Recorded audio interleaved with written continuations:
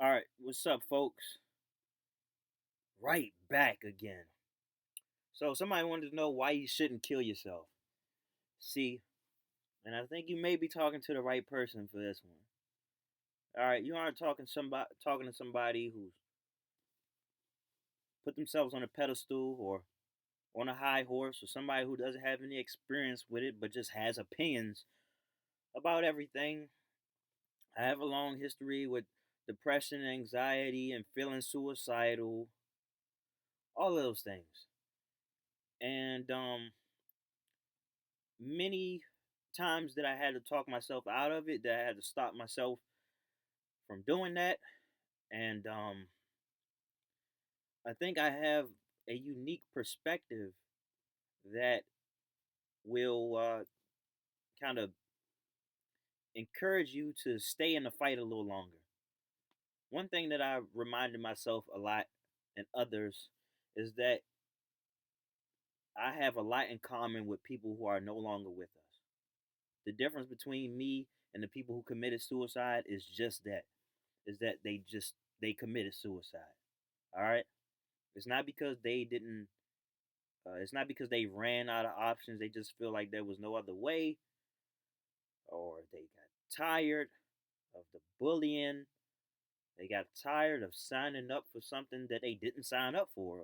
Getting up to you know to live this life, and and their rationale is they didn't ask for it. But if you're going to choose to stick around, I should maybe give you a couple reasons as to why. And I'm not far removed from suicidal thoughts. Sometimes I still have them when I vibrate at a low level, when I'm upset with myself, when things aren't going my way, when I'm not getting enough sleep, or when things aren't happening as fast as I want them to. You know, my subconscious mind really takes me there, so I have to be very careful um, when that happens. But what I've learned through all of this, and I'm not going to give you a full background. I'm just going to get straight to it. You know what I'm saying? The sooner I can get this out, the sooner I can be of some use to some of you people who may be considering suicide. And there's nothing wrong with considering suicide. There's nothing wrong with having these suicidal thoughts. It's kind of an indicator that something is going wrong. Something needs to be addressed. All right? There has to be some changes in perspective, not just for the sake of, oh, let's just keep this guy around. We know he's suffering. We know he's suicidal, but let's just keep him around. Let's keep him in misery. You know what I'm saying? When it comes to certain types of misery, I understand wanting to be taken out of it. When it comes to being suicidal, these are one of those things where to be taken away from your misery doesn't doesn't have to involve you ending your life. Now, there may be it may take a lot of work on your behalf. That's true. And it's hard to put in work when you don't feel up to it. When you feel tired, when you feel beat down, when you feel lethargic and all these things as a result of this, it's tough to make these moves. Luckily, there are some simple things that you can do where even if you don't have the strength, you can still do it kind of on autopilot. So before I tell you why you shouldn't kill yourself, I just want to speak on some of the things that I do to get myself out of that mindset. Some things are more work than the next. So some things that I do is that I take a cold shower. You know what I'm saying? You see me. I speak on cold showers a lot for the health benefits, the physical health benefits, muscle recovery, burning fat, boosting your testosterone. I don't know if I said blood pressure, but lower your blood pressure, and some other things that I can't really think of right now. But the mental health aspect, I think it has a lot to do with fighting inflammation. I'm sure it does, but in the brain, and a lot of depression and things like that come from inflammation. Up here, up top. Okay. Um, and I don't know all the scientific jargon that will explain how taking cold showers help you with that. And I'm not just going to tell you to trust me. I'm planting the seed right here. I'm putting it out there for you to go ahead and look it up. You can Google search right now. You know what I'm saying? If that's what it takes. Now, cold showers aren't isn't the only thing that I participate in, and and I say that that's a kind of an autopilot thing to do. You get in the shower, you cut the water on, it's cold, and that's not very comfortable. All right. Speaking of it being uncomfortable, there's a great deal of power that you get from doing the uncomfortable things that you sign up to do. That you sign up to do. Okay? Now you may feel forced to work this job that you have to work so you can make ends meet. You know what I'm saying? Even when it feels like this job is a dead end job, you get nowhere. You feel like you gotta do that. You don't have to take a cold shower. You can take a warm shower. But you taking the initiative to do something that's uncomfortable to you is really going to pay off in doing things that you don't necessarily that you didn't that you did sign up to do, but you almost feel like you have to do it. You know what I'm saying? And it also prepares you for the uncertainty that life will throw at you. You know what I'm saying? The shocks of life, the the discomfort that comes from just living in a very unpredictable world where you don't have control over pretty much all of it. All right. So I'm taking cold showers, but some of the simple things you can do is to get out in the sun. You know, put your feet in the grass, in the dirt, and just be. And I talk about meditating as a throwaway thing, but it's a very simple thing. The way I'm sitting right now, I'm sitting Indian style, but you know, and I'm not perfect when it comes to meditating. If I had to build an optimal version of me, that person is going to meditate as soon as he wakes up. Why would I do that? It's because your mind is most impressionable. Now, if you wake up early in the morning and the first thing you do is you cut on the news or you go on social media, which is the same thing, and you feed your head with all that negativity, man. You're not gonna have it sets the tempo of the day because I don't know if I already said this, but your mind is the most impressionable within the first 30 minutes of you waking up.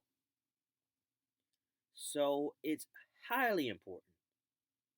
Talking to you, I'm talking to me. Highly important that you own those first 30 minutes of your day. You own the first hour of your day, even if you got to wake up earlier. So if you got to wake up and you only give yourself enough time to get dressed and go to work and you hate your job, then that's going to affect you negatively. But let's say if you had to wake up at 7 o'clock to go to work, or you had to wake up at 6 o'clock to go to work, waking up at 5 o'clock can make all the difference. Waking up at 4:30 can make all the difference. Because here you are, you own in the first hour of your day or so, and then you implement your healthy habits. Okay, you you meditate for 10 minutes. You focus on your breathing.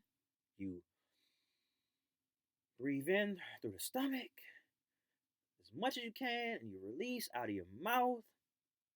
10 minutes. You focus on that. Listening to something soothing. You know, what's it called? Binaural beats. Listen to something like that. In fact, if you want to use YouTube as a tool with your headphones in to meditate to, one thing that I type in is uh I type in manifestation, and that's all it takes for you to find all of these, different videos, or different binaural beats, whatever it is to meditate to. All right, so I would go with that. Keep a playlist on YouTube, always update it. You know what I'm saying? As you see fit, with positive things, with information, somebody that's going to help you keep your head to the sky. Also, you set up that playlist for on your car ride, on your commute to wherever you need to go, where you always keep that in your ear, and hopefully, you know, you do work a job where you can keep listening to this information. Like when I was working in construction, it wasn't a terrible job. I wasn't fond of it. I wasn't completely fond of it.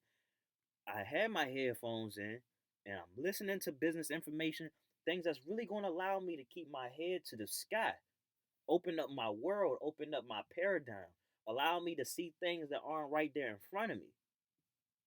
All right, something that you can take with you, something that's going to give you hope, not a false sense of hope, not a hope that this is something that I can overcome overnight, but something that's going to equip you for the journey, which is really important.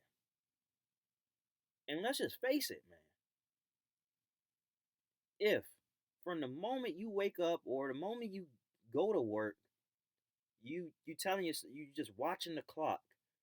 I can't wait for this time to pass. I can't wait for this time to pass. Man, you're missing out on life. Because as slow as you think this is going by, life ultimately goes by fast as hell. Now I don't know how old you are when you listen to this, but the older you get, the faster time goes, man. So I mean, you gotta be on it. So yeah, you start your day off on a positive note. Even more so if you want to build your confidence up on a challenge yourself, because life will throw these challenges at you. And if you're an escapist, and you want to curl up for whatever reason, and I'm not judging you, then life is going to kick your ass and you aren't going to get anywhere, you aren't going to get any progress. So what do I mean by challenge yourself when you wake up? Okay, you're meditating, you're exercising. That's gonna move your bowels around. And when you go to the bathroom after exercising, then you take your cold showers and you recover from that. Then after that, then you start journaling, getting in touch with your feelings and everything that you missed out on yesterday, everything that you want to accomplish today or throughout the week or whatever. Just talk about what's going on with you. Never discredit the power of that, because writing with a pen and not typing, that works 10,000 neurons, which is great for manifestation. Also, don't worry about, that if you talk about things that are troubling you, that you're going to attract more of it when you're writing it down. Just don't be a complainer like, oh, my life is shit and I'm going nowhere, I'm doomed.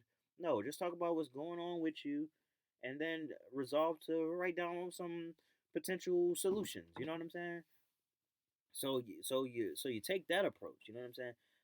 But yeah, you challenge yourself by playing some chess, learning something new, reading something nonfiction, of course, listening to informative videos and audios, podcasts, like I mentioned earlier, because we're equipping ourselves. You know what I'm saying? It's like it's preparing yourself for the cold. So when you prepare yourself for the cold out, you know what I'm saying? You may put on extra layers of clothes and underwear and all these things and a big coat. It's like that when you enter this proverbial cold world, is you equip yourself with a lot of things that are going to keep you warm, keep you comfortable among the discomfort, or comfortable with discomfort, with compromising things, because it builds your character, it builds up your, I don't know, integrity, your fight, your willpower, all of these things. All right, which is why I like to group all of my tools together. I like to go at life with a bunch of tools. Okay, and it's not gonna be one of those things where, okay, let's say I'm trying to build a shed. Um, I'm not going to go out with a hammer and nail. It was just a hammer and one nail, and then when I need the next nail, I'm gonna go back and try to go find another one, or when I need another tool, I'm gonna go back with it. No, I'm gonna go at this shed with everything that I need, so I don't need to stop my progress. I'm going at life with everything that I need to get me to where I want to be. All right. So when I am dealing with that initial depression, when I wake up, one thing that I do is I try to practice the habits of happy people. All right. And being happy isn't necessarily saying, "Oh, hello, world, I am ready to suck the day's dick." Sometimes it's just like, you know, let me clean up. Let me clean up the place. Let me shower. Let me take my time. Let me read. You know what I'm saying? Or let me move faster. Let me stay active. Let me give myself something to do. Let me talk to somebody, even if I'm not okay. Let me talk to somebody. Let me help somebody. Let me be generous. All right? Very inexpensive things, but highly valuable. All right? And that's how I go about it. This is how I don't stay in the funk. Okay? This is not the time where you want to do things that are going to keep you there. This is not the time where you want to scroll on your phone for the next hour or two because time goes by extremely fast. And it's a trap because you're going to find yourself comparing yourself to happy people. Now imagine feeling miserable as all hell in the morning. You pick up YouTube. You pick up you pick up YouTube. You pick up your phone and you go on Facebook, and not only do you see people just miserable as well, and then you heard one of your favorite celebrities died, but then you got people who are just living la vida loca, man. They on vacation. It's winter, and they in the fucking San Antonio, like my brother, man. It's 20, 25 degrees over here at one point. He in San Antonio, 70 degrees. I never even been on a plane. You know what I'm saying? The old me would have been bitter by that, you know. But first of all, I'm glad that he get to live that he gets to have that experience, and I'm just going to work on myself on this side in Maryland, where the weather is fucked sometimes, or a great deal of the time, and during the winter. But you compare yourself to people, and you just make yourself feel even miserable because you're comparing, like I said before, and I'm not done speaking on that. You comparing your low light to people's highlights. You know what I'm saying? You don't know what people are escaping when they're in San Antonio having a great time. You don't know. You don't know what they had to do to get to that point. You never know. You never know these things. So it's just best to kind of put that aside for later on when you're feeling better about yourself and feeling more secure. All right. And with that being said, now I'm gonna go on to why you shouldn't kill yourself. And I don't know, how long this list is gonna be, if it's gonna be long at all. Because right now I only have one thing in my mind. One thing that, if it were the only thing that I had to say, it it's worth saying by itself. And that's well, would you want anybody else to go through what you're going through mentally? All right. If you think the answer for you is to kill yourself, do you want other people who feel this way to kill themselves as well? Or do you want it to be a mass suicide, or what? Or is this one of those things where you think only you should commit suicide because you have a problem that nobody else has ever experienced before? That you're dealing with something that nobody else has experienced before. And I understand. Without it happening to me completely, I understand trauma. Like, for example, if somebody said, "Well, you don't know what it's like to be raped and all that," you're right. I don't. I do understand what it's like to be abused. I do understand trauma, and I do understand genuinely what it feels like to want to end it all. With this burning sensation in my head that doesn't very feel much sensational. It hurts. It's inflammation. So I'm not going to be. I'm not necessarily going to put myself in a position to say make no, don't make excuses, but understand that other people have been through that as well. And also, if you can overcome the things that you went through, then you can be a beacon of hope. You know what I'm saying? Like a conduit of sorts, and a messenger, a healer, a guide to help other people who have been in that situation. So I ask you, if your experience going through whatever darkness you going through in your life could save people, is it worth it? If you could save just one person from your experience, is it worth it? I mean, from your experience, is it worth it? I mean, I would think most of you would say yes. You know, I would say yes. Okay, it's the reason why I wrote the books that I wrote. Um, Very inexpensive books, by the way, if you want to check them out. Link in the description, even though I'm doing live right now. You can check my other videos, and the link should be in the description. Um, I wrote this to kind of give people some keen insight as to what may come, so it can be right on time. You know what I'm saying? It's one of those things where you prepare people for the things that you had no preparation for, and what an amazing tool!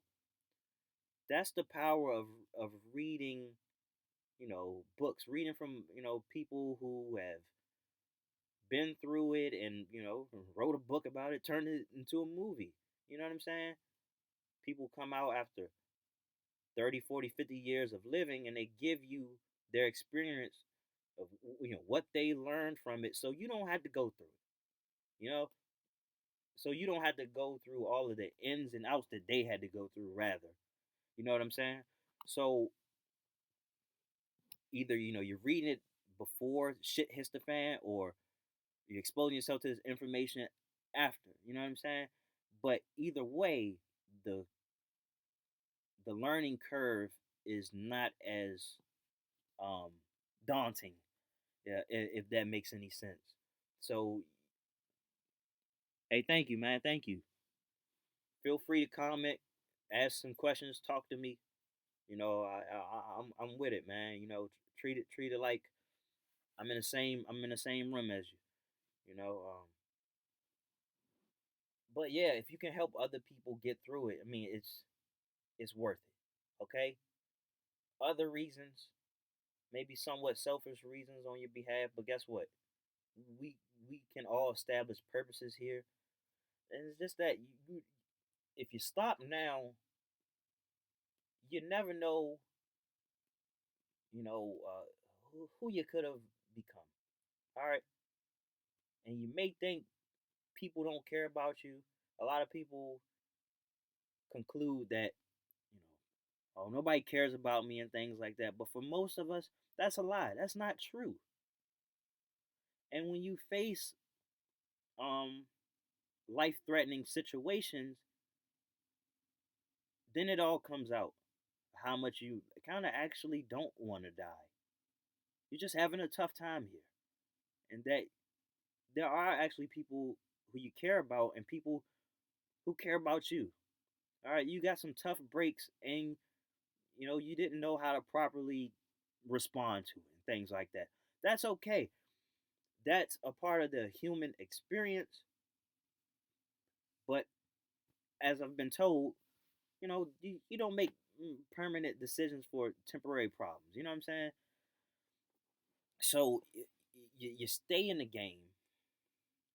You pay attention to that which has been disgusting you, that has compromised your happiness, that has put you in this box, and you resolve to go to war.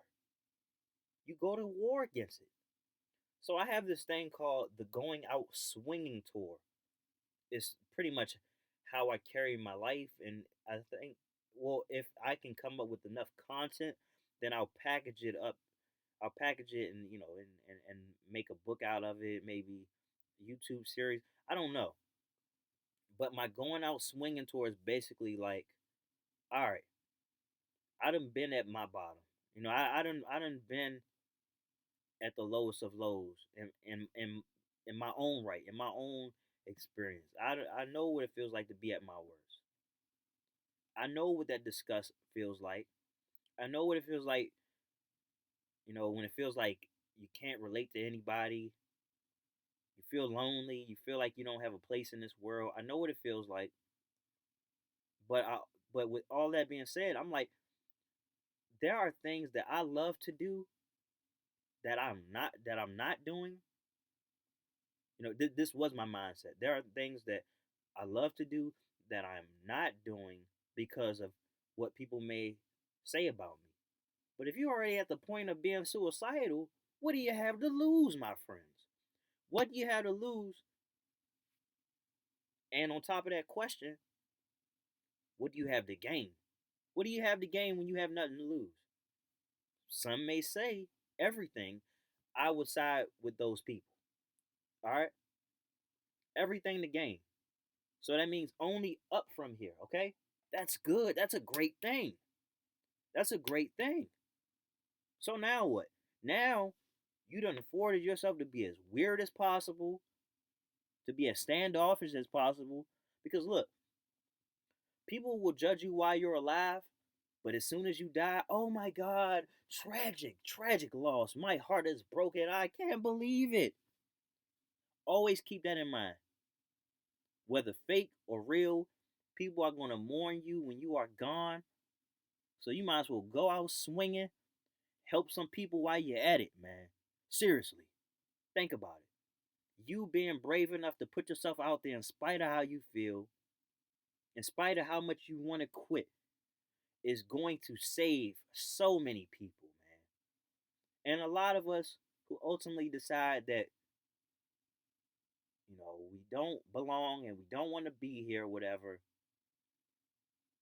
a lot of us under those circumstances would actually rather like to be a part of something. The reason why it's it's a problem that we don't feel like we belong. So we're a part of something. We are part of a brave committee. We decide to keep fighting. That's brave. You know what I'm saying? I'm not gonna say that you're a coward if you commit suicide. I won't say that. I won't say that. It's a very tough decision to make, and it's your decision to make. But it's but just on paper, it's easy to take a gun, pull the trigger, bow. All right. Not too long ago, a friend of mine did just that. Okay, put a gun in your head, wherever on your head, shoot, boom. That's it. It's done. You know, no more misery. But it says even more about a person who chooses to keep fighting for the well-being of others and yourself, in spite of the fact that you didn't necessarily sign up for this life. You didn't ask your parents to have sex, you know, or if you grew up impoverished, you didn't ask for them to bring you into this world, to bring you into a losing game like this. But you keep signing up to do it. You keep aspiring for more. That's bravery, my friends. Tell me what's braver than that. All right. So you may be feeling like a coward. You may be feeling like you don't have the strength or whatever, but you have shown to yourself that you are willing to get up and fight.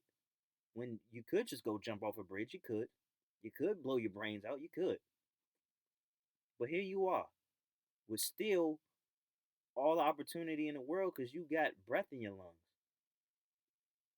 Don't pay attention to how old you are. All right? Just pay attention that you are in the game right now. All right? Some people go through some of the most traumatic things, probably worse than what you've been going through. And still still manage to live to be 90 years old, 100 years old. Some people live a relatively safe life and die before they're old enough to vote, old enough to smoke, old enough to drink, old enough to know what real pain is, to know what real love is. Not because of suicide, but just because of unfortunate events. Which is another thing. Live for the people who wanted to live.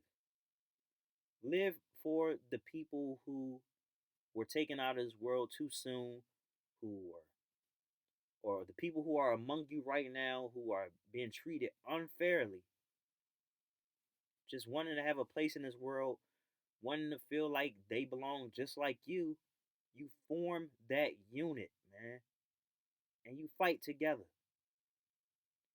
That's what it's all about. Now, when you commit suicide, you're taking your unique experience away from the world. You are, when it you are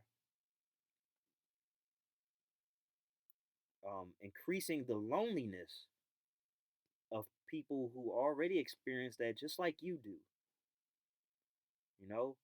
And again,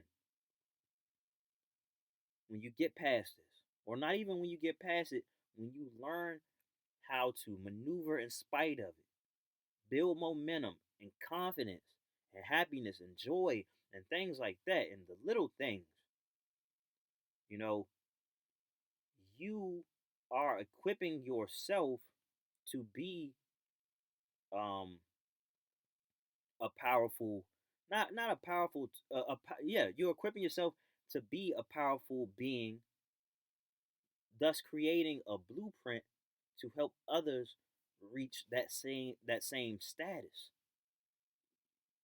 And that's the beauty of it. And also, you got to understand when everybody's caught up in their lives, so it's very easy for you to convince yourself that nobody cares about you. But for pretty much everybody who will hear this message, if you were to do that today, you would be it would be very debilitating to a lot of people in your life. A lot of people. And a lot of people will be feeling guilty. And in your manic state, in your depressed state, you you almost want that in almost a sadistic way. You like, I hope you're happy when I'm dead. You know what I'm saying? Just want that attention that you actually will never get once you're gone. Like, all eyes will be on you or whatever, but you personally won't be experiencing that attention, and you'll make the world stop for a while. You know what I'm saying? You'll make the world stop, and people will have to recover from you leaving this world, and some people never really do. You know, and so I understand that life it doesn't present itself as this fair thing, and it seems like some people just have it better than others. But even at my worst, I understand that it's a blessing to be dealt so much adversity. The more adversity, the more you have to overcome, the more powerful you will become as a result. Taking initiative, taking action, taking it on the chin, moving in spite of it. You know what I'm saying? So I really hope that that makes sense. And if you know somebody who may need this word, you just go on and pass it on to them and tell them, hit me up, whatever it is, man. I'm not hard to find. If you feel like I missed something, let me know. But I think I pretty much covered it. I don't want to beat a dead horse. The graveyard is full of untapped potential, or a lot of people who really had it going behind the scenes but kept it to themselves for fear of being judged.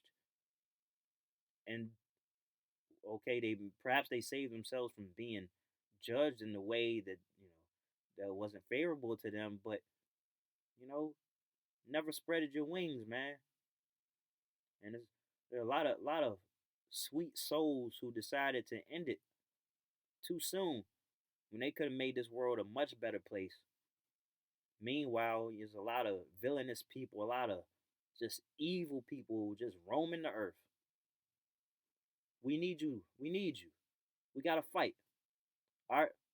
So sign up for the fight, and let's get it, man. Reach out. Take care.